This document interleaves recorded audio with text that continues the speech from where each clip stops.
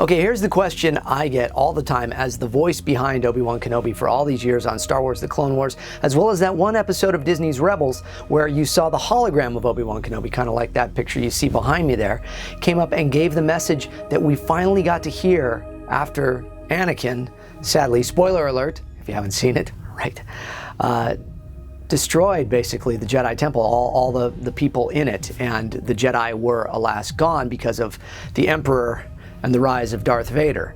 Well, it was an honor to be able to do that message and to record that because we never heard it in the film, so it was great. I got to go in that day, met with Dave Filoni, Greg Weisman, who was writing on the show as well and producing on the show, and it was most of the people that worked with us on Clone Wars, and it was, in fact, it was in the same studio that we recorded all the episodes of Clone Wars 2 for the most part. So it was very bittersweet to be back in there doing this and voicing Obi-Wan. And you may notice that I voiced him a little differently in this. I went up a little higher and gave it a little more of what I was doing in my original versions of Obi-Wan, which are more like Ewan McGregor's voice. So I was straying away from what I had done in Clone Wars, which was, I don't know, it was just a little different. It's very minuscule, I suppose, to some people's ears, but to me, I hear quite a big difference in what I was doing. And of course, that message was for any Jedi that might be left. Now, you've got to get in the mindset of where Obi-Wan Kenobi is right now, currently, while watching Rebels. He is on Tatooine.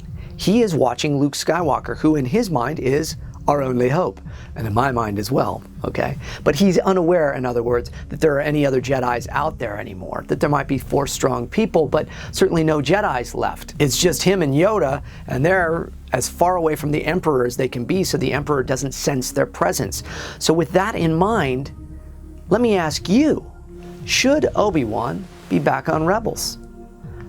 If you ask this Jedi, I'm not certain it makes sense for him to be anywhere except on Tatooine watching Luke Skywalker grow into the Chosen One, the new Chosen One, that is. And that is the mindset that Obi-Wan has. That's certainly the mindset any good Jedi should have. Now, if Dave Filoni and all the folks behind Rebels decide that they need to go to Tatooine, well then maybe it makes sense. However, at this point, I don't think it's a necessity, and we really, as much as I personally would love to see Obi-Wan back, he needs to stay put. He needs to watch Luke grow up. So again, is Obi-Wan coming back? I have no idea. Would I like him back? Sure. I'd like him to have his own spin-off. I wish he had his own show. I wish they'd take the book Kenobi and turn it into a series, an animated series. It's a spin-off where we just find the life and times of Obi-Wan living on Tatooine and all the various adventures he gets into. That would be wonderful. Although now that I've given that away, I'm sure Ewan McGregor will want to do it instead of me. Oh, see what I've done? Oh well. Anyways, yes, I would love Obi-Wan to be back, but no, in my opinion, it makes no sense for that crazy old wizard to be anywhere except watching Luke Skywalker. May the Force be with you. Always.